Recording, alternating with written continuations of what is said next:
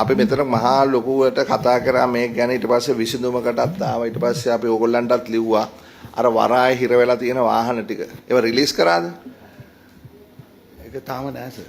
මොකක්ද අප්පා තීරණයක් ගන්නවද ඒවා ගස් පැවවිලා තියෙන වාහනවල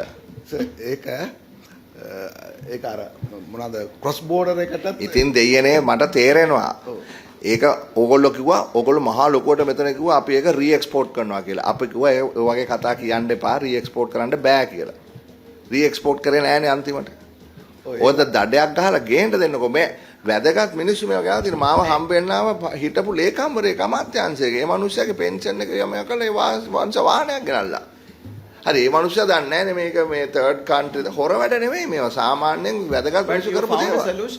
නෑ අන්තිම කෝට් එකෙන් මේ සමගියකට එන්න ජජ් කිව්වා. ඔව්.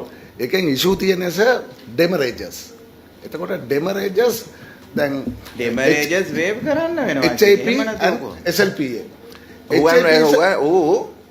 HPC හමන්දෝට පෝට් එක. ඒකලං මැක්සිමම් 1.5 මිලියන් ඩෙමරේජ් එකට කැමති වුණා. SLPAට කතා කරාම SLPA refer to treasury ST එකට කැමති වුණේ නැහැ. ඉතින් මෙහෙම කරන්න බෑනේ ST ට කියන්නකො මේකේ තීරණයක් ගන්න කියලා. අපරාධනේ වාහන ටික උතන පැලවෙනවනේ. නෑ ඒක තමයි ඇග්‍රීමන්ට් එක නේද? ලේසිම එක තමයි දැන් කෝට් එකෙන් කිව්වා නම් සෙටල් වෙන්න කියලා. අපි දෙපැත්තෙන් ඩෙමරේජ් වලට ගාණක් එකඟ වෙලා නැත්නම් ඒගොල්ලන්ට ලොස් එකක් ගන්න බෑ. ඊට පස්සේ කන්සියුමර්ට කියන්න ඕනේ වැරදි පාරේ ආවා. Now your charge is this much and you clear it. Yeah.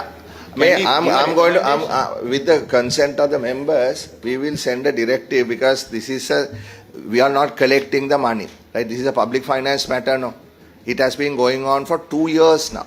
Yeah. Hari, අපි ලියමු ST ට අපිට සති 3ක් ඇතුළේ මේකේ තීරණයක් දෙන්න කියලා සොලියුෂන් එකක් දෙන්න කියලා. මොකද මේකට සොලියුෂන් එකක් උසාවියට ඉදිරිපත් කරලා තියෙනවා නම් අපිට ට්‍රෙෂරියට මුදල් ලැබෙන්නේත් නැත්තම් මේකේ දෙකෙන් එකක් තියෙන්න බෑ. Ultimately the treasury is not getting any money. Honest genuine people who did it don't have a vehicle. තිබ්බ කාර් එකක් තිබුණා තමයි LC එක ඇරියේ.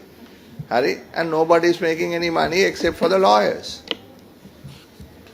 So we are going to write a letter to the ST within 3 weeks that we would like for him to resolve this.